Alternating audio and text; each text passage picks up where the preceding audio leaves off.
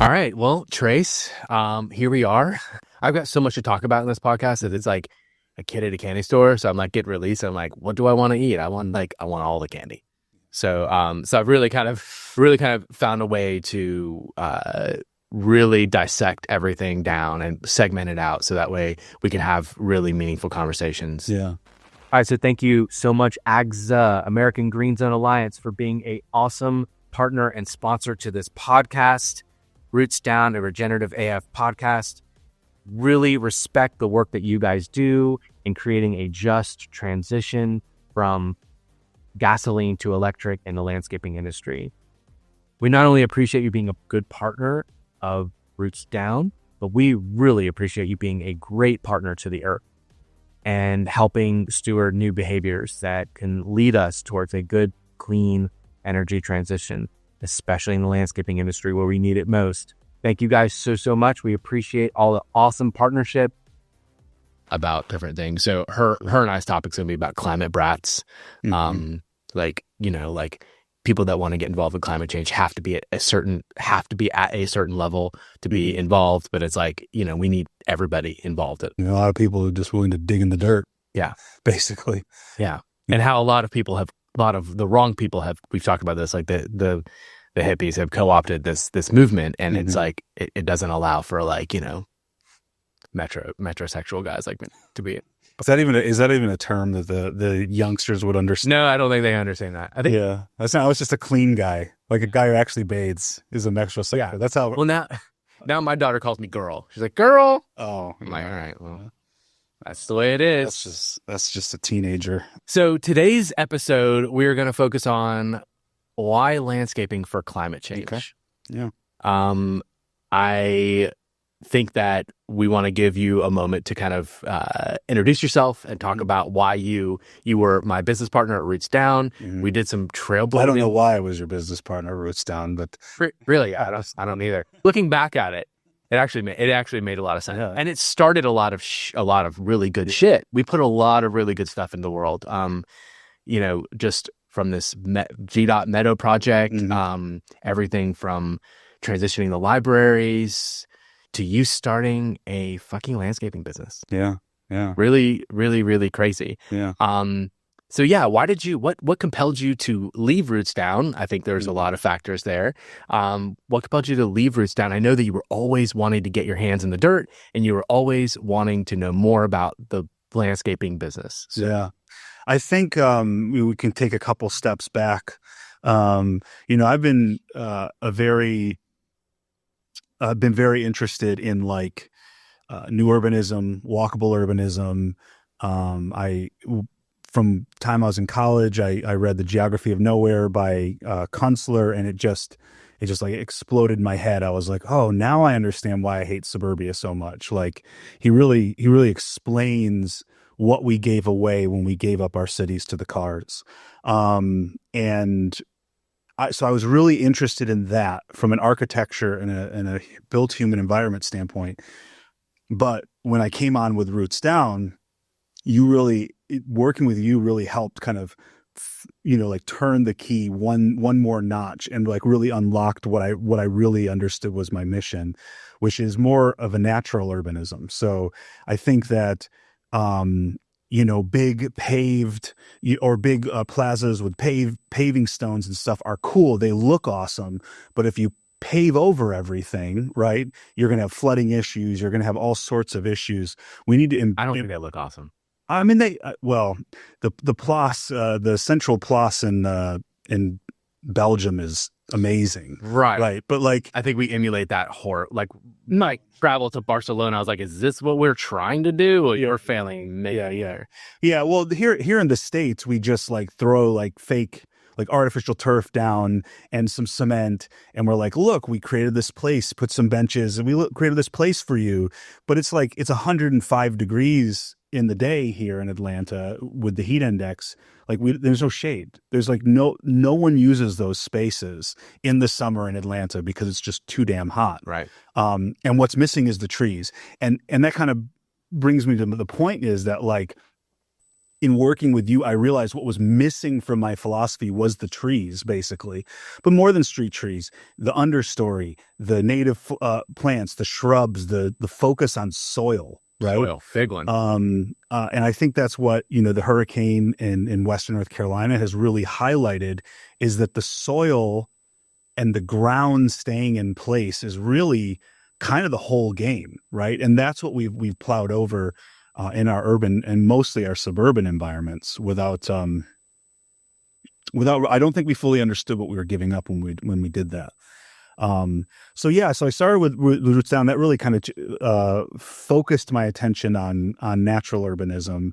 And through our time working together, I mean, I'll have to say my time with you was probably one of the most impactful relationships I've had in my career. Cause it really, like I said, I mean, I was building this thing and it was like missing something. It was like I had the Iron Man suit, but I was missing the arc reactor, right? And working with Roots Down was the arc reactor when I realized, okay, this is what I want to do. I want to impact the urban and suburban environment, but I want to do it through planting things and reimagining what can be. A garden's a heck of a lot easier to install and maintain than other types of infrastructure. And so it's a really interesting space to be playing in. So why landscaping? I mean, we talk about the landscaping sector a lot. In fact, our whole business model was to kind of shift the paradigm of like landscaping, right? Mm-hmm. But can landscaping really be a tool for climate action? Like, and maybe should it be rebranded as something different? Is that what you're trying to do? Is it possible?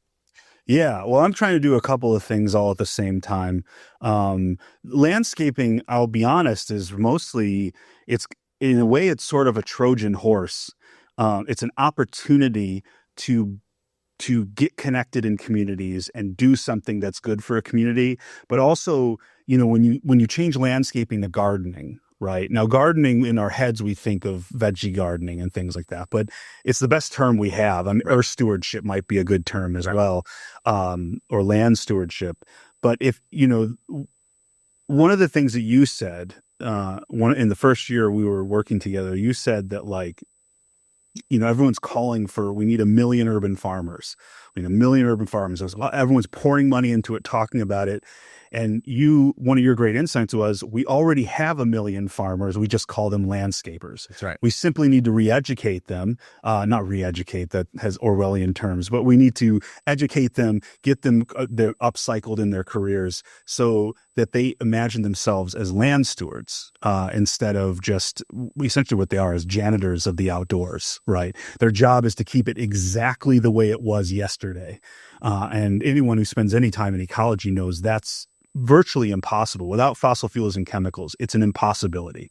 It takes endless amounts of inputs to keep a natural space exactly the way it is every day. Yeah, I think about energy used. Like, think about all of the negative energy that we use every day to maintain public grounds, like the mowers, the leaf blowers, the gasoline, the chemicals, all of the millions of dollars. Like, working in DeKalb County has like opened my eyes to like the potential. Like they accept millions of dollars of contracts to spray.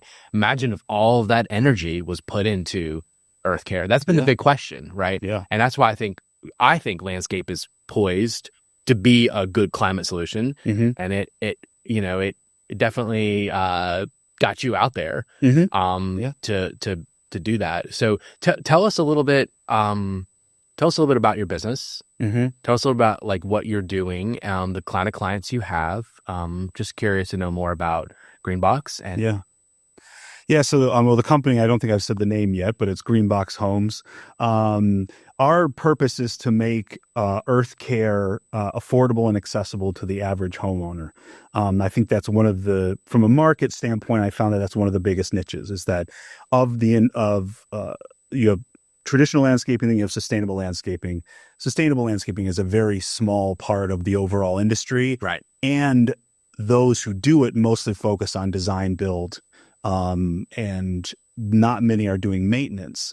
And then those who are doing maintenance, not many of them are doing it in an affordable way so that it's actually available to the average homeowner. So my thought is, that there are a lot of really core important things that need to be done.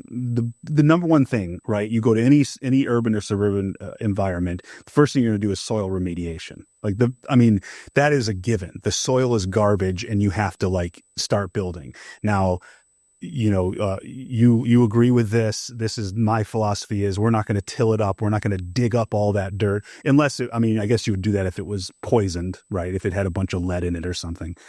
But, you're not going to dig up the dirt.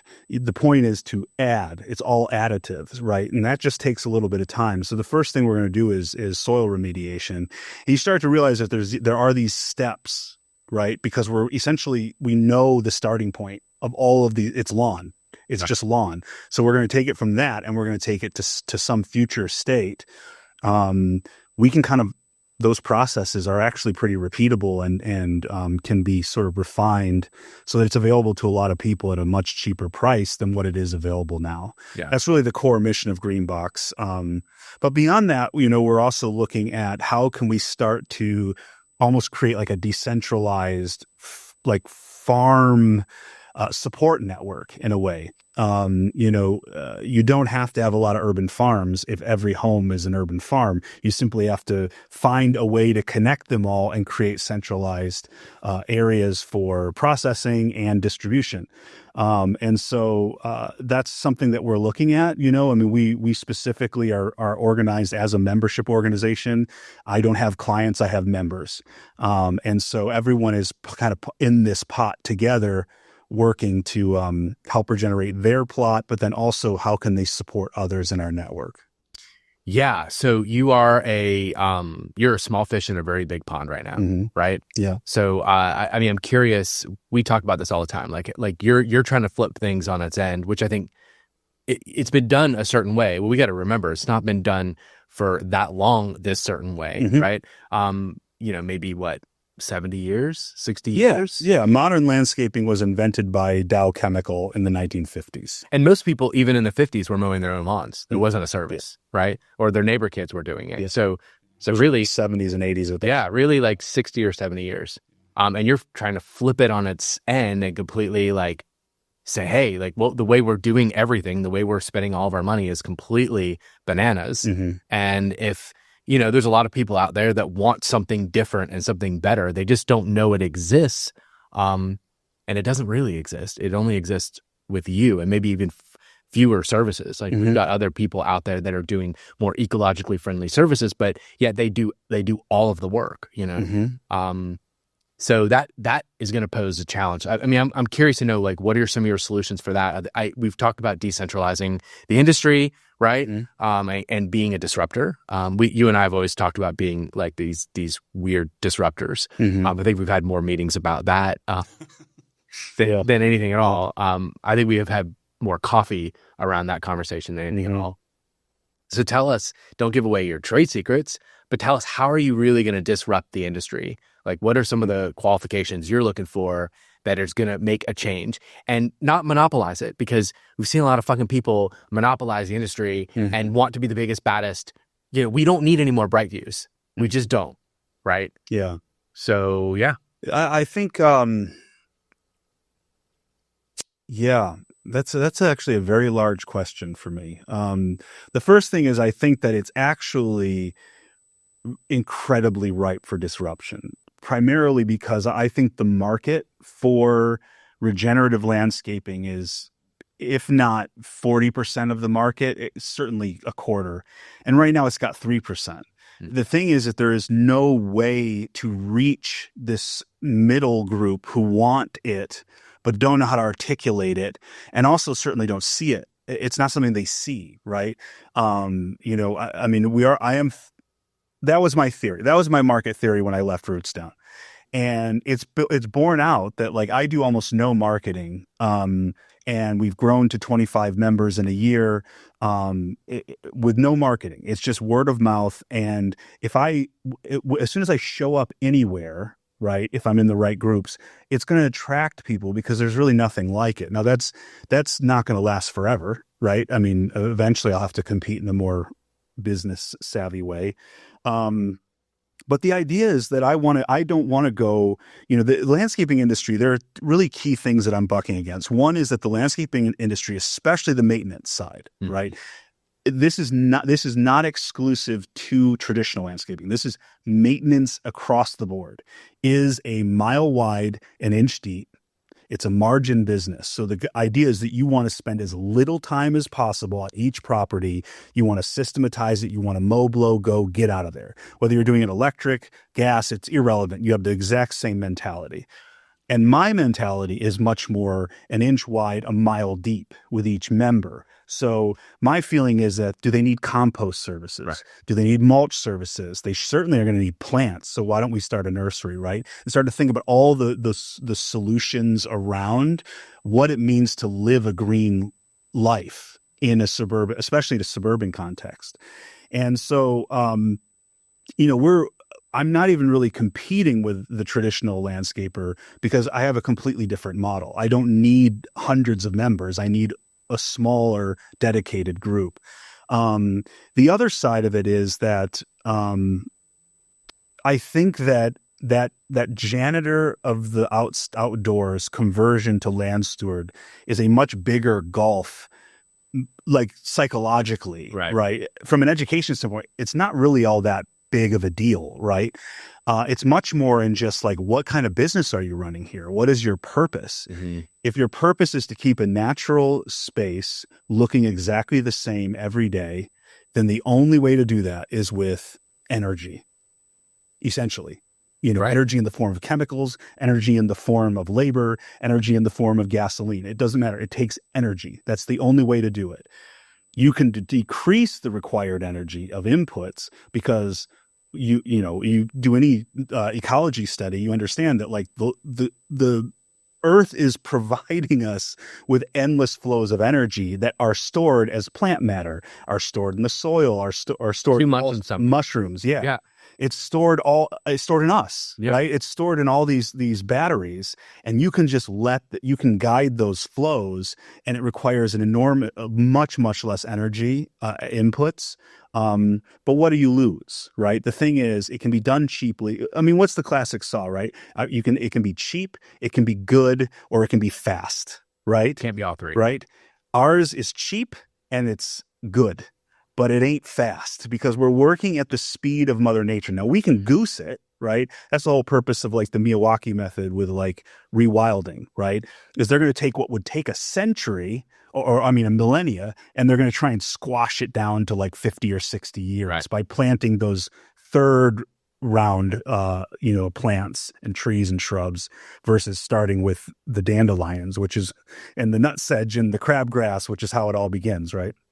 So, yeah, I think that the landscaping industry really needs it's a broken model. It's a vanity thing that is not going to be able to last very long. I also think that the inputs for it, the traditional landscaping in particular, are just not going to be cheap enough to run their model, right? Their margins are going to get squeezed and squeezed and squeezed and squeezed until it's just not a profitable business to run anymore. Right. Now that to me is a fact. Climate change and ecological destruction adds a whole other layer of pressure on that industry. And I think that a rebrand as land stewards, as a climate and ecological solution is an easy pivot. Right.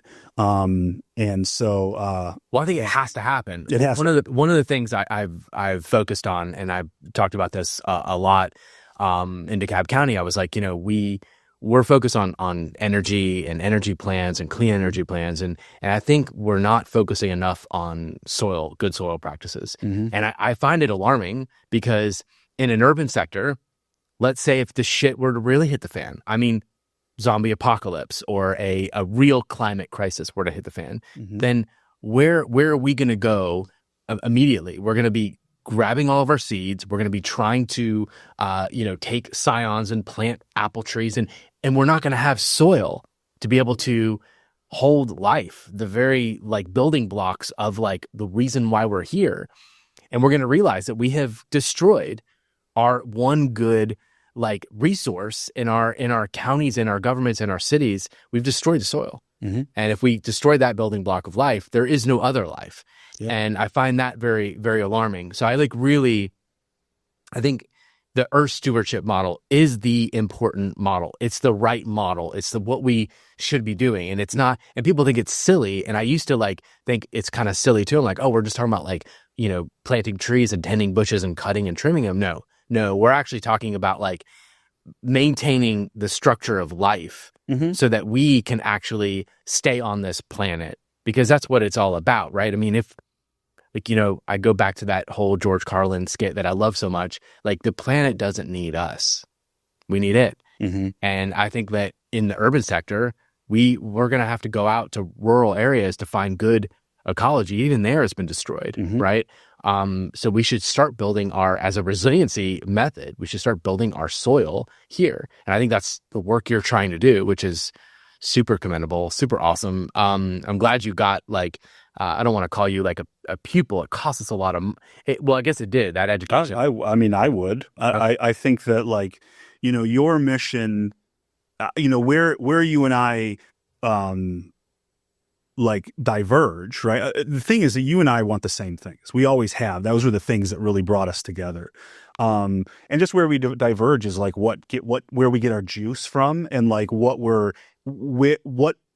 part of we're all pushing against this huge wall, and we just decided we want to push on different parts of the wall, right? But it's the same. We're all working together, and I think yeah. I mean, I knew nothing about planting. I started gardening, so there was sort of this nascent idea of interest in it.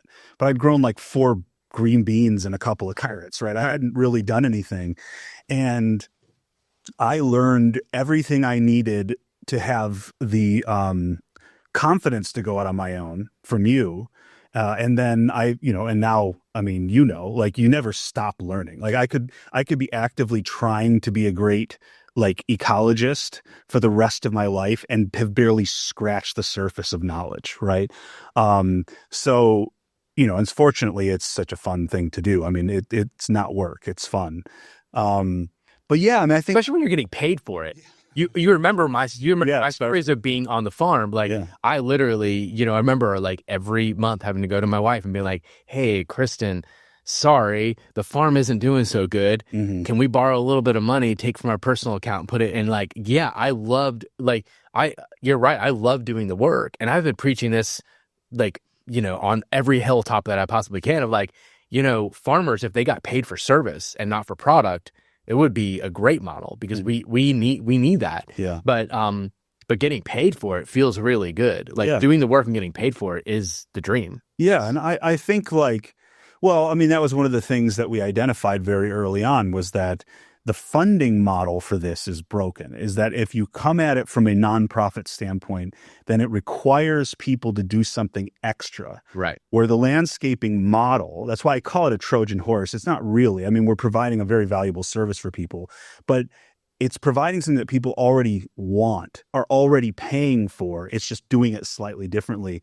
which means then funding is not an issue, right? I mean, I am being paid, and my team are being paid to manage something like 15 or 16 acres of land and regenerate that land, right? And we're providing it's amicable all the way around. Our members don't think it's not a donation. They're paying for a service. We're providing a service, and it's having all of these positive externalities. They have to value it. Sure. So absolutely. That's where I think the divide with us is I still want to do education, right? Thought leadership, because I really feel like people value the wrong things. The more I think people value what I'm trying to preach, the more your service will be very popular. Yeah. And it'll make you a rich man over time. Right. Well, I also think that, this is something I struggled a lot with in the first half of the last year, was trying to kind of split the baby, trying to be both hardcore regeneration and also talk the language of lawn. And what I come to realize is that that's not my role. That's not Greenbox's role in all of this, right?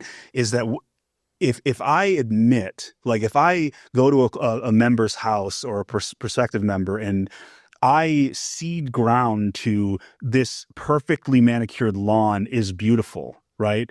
It is beautiful in a certain way. There's a lot of people who like brutalist buildings as well, right? I understand it. They're awe-inspiring, right? But the thing is that that's not the only type of beauty, right? We can also look at a prairie and go, that's beautiful too, right? It's beautiful in a completely different way. So what I've really come to understand is that it's not my job to acknowledge the beauty of the lawn. It's my job to point out and show people, in much the way that you're talking about, is of how beautiful a native prairie is too.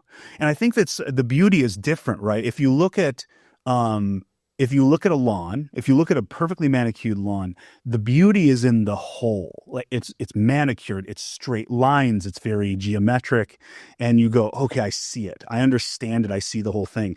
But you don't want to spend more than 5 minutes in a landscape like that because it's boring as hell. There's nothing to do. It's hot. There's no animals. There's nothing. You might see a squirrel go across, and that's it, right? The beauty in a natural landscape is deeper, it's richer, right? Because you have both the macro of like you squint and look at just the blazing colors, especially around this time of year where you have like the bone set, ironweed, goldenrod, blue mistflower. You've just got all this riot of color. This is the season right now. It's like it's beautiful. And so in the macro, it's beautiful. But then also if you look in, right, there's all these like just little tiny dioramas of beauty as well. It's very what is it called? I can't think of the word. Fractal, right? It's beautiful in the microcosm, and then at each size, it remains beautiful, but it in much the same way. And I think that's our job, is to communicate that is beautiful as well. And if you want that, we can help you get there as cheaply and efficiently as possible, and as joyfully as possible. Right. If you don't want that, that's fine. There's like literally 10,000 landscaping companies you can call in Atlanta that will do something else. I find it interesting though. Yeah. Because people, to regain their perspective and to find inner peace and to find joy, they go to parks. They're immersed with flower. Like I think the same people, I think I maybe think that it's not being done right. Right. I think it's maybe not being done right. And that's kind of also part of the problem. Like I think there could be good aesthetics, that could equal really good biodiverse yards. And I think one of the things you were mentioning about like what's interesting, I think biodiversity is always very interesting. But like, how do we get people to value that? To see people to go to the Beltline, walk the Beltline. There's a diversity of people and a diversity of plant species on the Beltline, more than there is in any other modern day landscape in Atlanta, really, right? Some of the parks have these examples. I mean, hell, I got to go to New York and walk on the High Line to see like what. Have you ever been to the High Line? Yeah. That's beautiful. I mean, you take that walk, and it's like, Jesus, like this is what it could be. And people really appreciate that. They love that. And I'm wondering, those same people do they still love like a manicured yard? I just don't think that they know that it can be a beautiful, glaring, eco-responsible yard. They always think it's kind of a mess. I mean, yeah.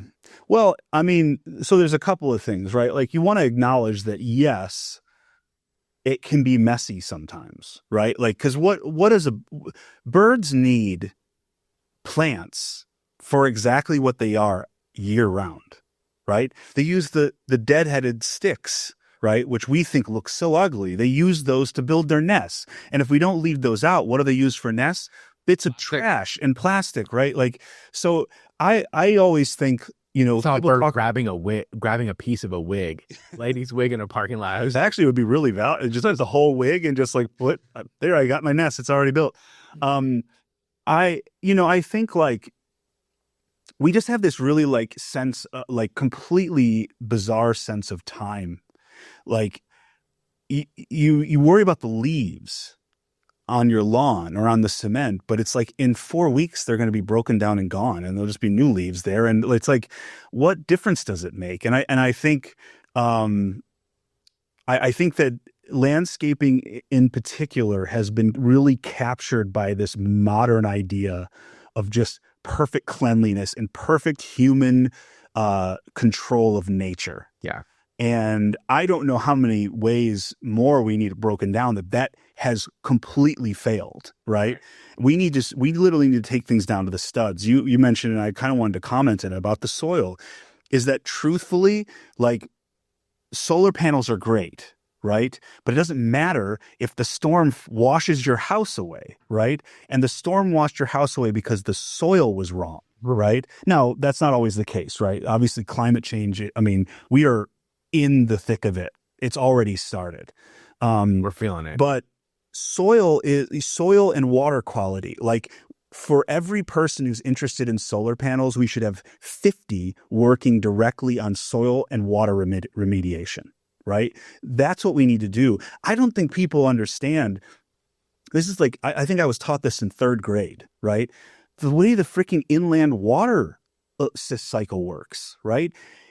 The only way you get water in Iowa is if there are trees and vegetation between the Rockies and Iowa to pick up all of that moisture and send it back up in the atmosphere and kind of keep that rolling. You eliminate all those trees and there is nothing to uptake that water. There's nothing to aspirate that water or respirate that water back into the atmosphere, right?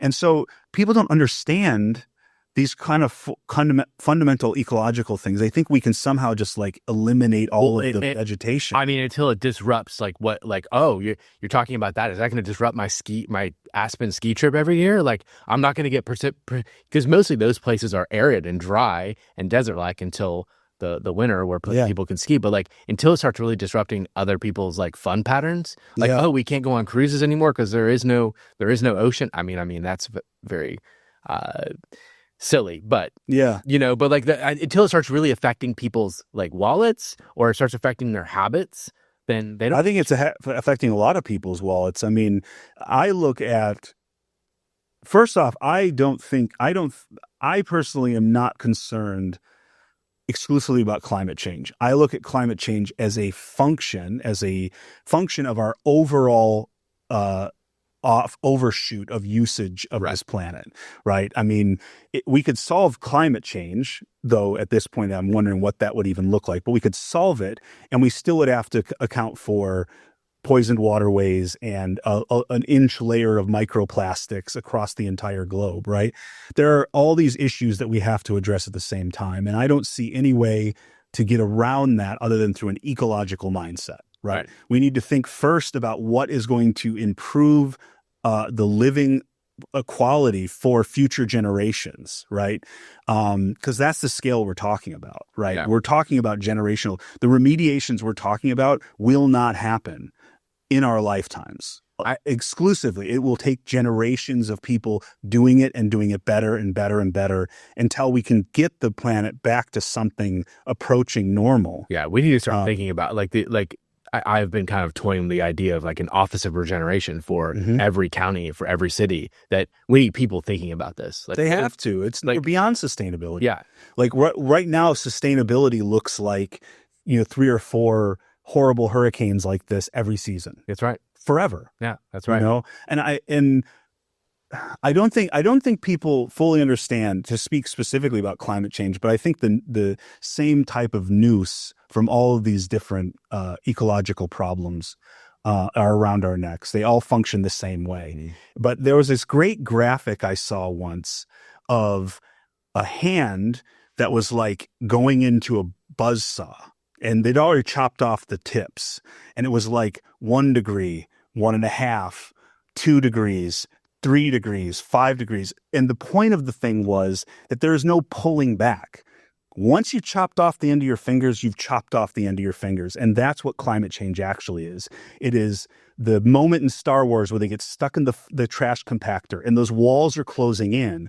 And we may stop it before it fully crushes us, but all that stuff that got crushed on the way in, it's still crushed. And I don't think people understand this is an ever tightening it will not stop until we're wiped off the planet.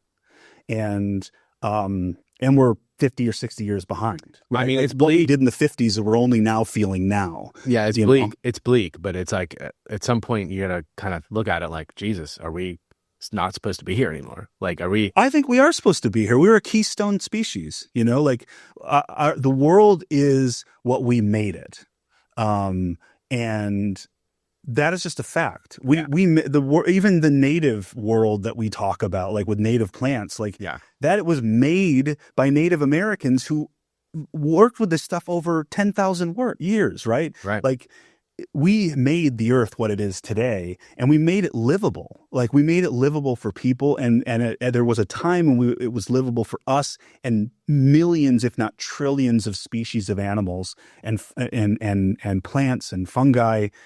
We can get back there again, but it is not compatible with this ever like constant growth mentality. Well, it just needs to be more in line with, like we talked about, like eco over ego. It needs to be more in line. We need to be working with nature as a force with nature, right? Because I mean, that is a bullet train going on the tracks. We need to learn how to get on that, or at least ride at the same speed. Yeah.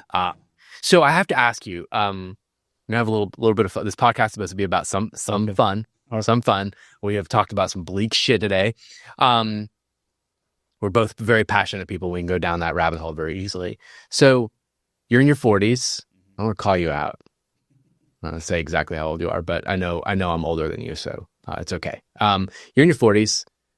One day you decide to start a landscaping business. Mm-hmm. Tell some of the listeners some of the things that you feel. I'm sure they're imagining like, Jesus, like I'm imagining like, I was doing landscaping or farming in my 30s, and I'm like, my back hurts every day. My neck hurts, like that raunchy song, "My Neck, My Back." Every morning, I was like, what are you going through right now? First of all, what was your thought? Like, you're like, okay, I'm 40 something. I'm gonna start a landscaping business. I'm a ginger, you know, like yeah. I mean, definitely this summer I had to contend with, heat strokes sort of nipping at my tail the whole time. I mean, I just drink. You have to drink a lot of water, and not push yourself. I mean, the purpose of this company is, I mean, I live these principles, right? The ultimate, even though people comes last, they're really first. Like this is all in service of people and lives and humanity. And so, I mean, if you're feeling stressed or whatever, you take a break, go sit under a tree, because even the observation phase, right, is a part of the service and part of what we're doing. But, I mean, it's very, I don't really know. I mean, I have felt driven since I was a kid to do something important. And when I was a kid, I wanted to be a writer because I read Stephen King, and that was the model of greatness I saw, right? And then I wanted to be a musician because I loved Oasis, and that was the version of greatness that I saw. And as I've gotten older and matured, I've realized that like giving back is the most important feels so way to it's the only honestly it's as bleak as what we were talking about was. I don't walk through life feeling bleak because I am waking up every morning and doing exactly as much as I can with who I am to do something about it. And it may literally just be me pissing into a tsunami. It's very possible that everything I do will just be like wiped away and it's irrelevant. Right? That's an image. But if it is, I at least will know I spent my last times on this planet doing the right thing. And I feel, I feel that I've been given a mission, I mean, I've told you many times, I'm very upfront about it. Like I joined up with Roots Down because I heard very clearly in my head, make food. It was not like Field of Dreams where I heard an external voice, but it was sure you weren't supposed to be working in a kitchen. Yeah, it was, no, I don't think so because, it was, even though those were the words, it was like very clear what the instruction was. It was like outside, go to the source. And I reached out to you and you saw something in me and kind of the rest is history. But I feel very like this is my mission and I'm not going to let anything get in my way. It's incredibly awesome that I get paid to do my mission. But I would be doing it voluntarily, even if I was a desk jockey, right? Yes. Like this is what I do. This is what I have to do for the rest of my life. And as long as I, I am 40, almost 44, like I get sore back, my hands hurt, like, but the great thing is this is an opportunity because it's a business. It's a great opportunity to give younger people an opportunity to also participate in regeneration. I don't have to do all the work. They can do some of the work and also feel that same passion for it. So To be the brain. yeah. Tell me one funny story you can remember when you got started this summer and you started feeling the heat, and like if you had any kind of funny antidote where you're like, oh shit, the hell did I get myself into? Or any time where you might have, kicked a dirt patch or Yeah, I mean, I think my whole journey through this has been ridiculous. Like, I took on my first clients a year ago, and one of my first clients was like a 3-acre commercial, like a homeowner's, like a townhouse development. I didn't have any employees. I had like a push lawnmower, and I'm like, oh, I can do this. I'll just sit here all day, and I'll just handle it one day a week, and like. I mean, there was a point around November when I was like shoveling just like acres of leaves by myself. And I'm just like, man, I'm very wrong about this. I need to get some employees, and so every stage has been kind of like that, is that like, there's a combination of like, I'm just too pig-headed to like learn from others' mistakes. I have to make the mistakes myself. But there's also, I'm trying to kind of do something different here, which means there isn't an obvious like, oh, just do this template. There really isn't, that doesn't really exist, right? So I'm sort of building all the templates. So, I mean, I make all sorts of mistakes. It's pretty ridiculous. A lot of it is with equipment. I wish I didn't have to use equipment at all. It breaks, you got to service it and you got to deal with it all the time. But, so does your body though? Yeah. Have you ever had your back go out?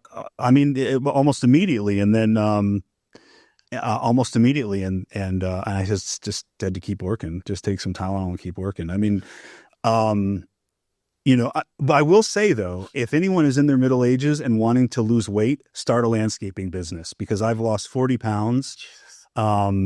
And you kept it off. I kept it off. I mean, now I'm like sort of, the more I go back to the desk jockey side of it, I'm like, okay, and now I basically have to just be like, no, I'll mow this lawn, guys. Like I'll get out there and I'll go mow that lawn just to keep out there and part of the game. You don't use it, you lose it. Yeah. But I think, there is something, I don't think it's possible to feel more satisfied with yourself than going to bed just beat tired. Maybe it's a guy thing, but maybe it's just a human thing. I don't know. But like, I remember this when I was like a teenager doing sports and stuff. Like you sleep and you also like, it's almost like your body is like buzzing with just like, I did it. I expended every bit of energy I could have today, and I couldn't give any more, and so I've earned this rest. I'll go to bed satisfied.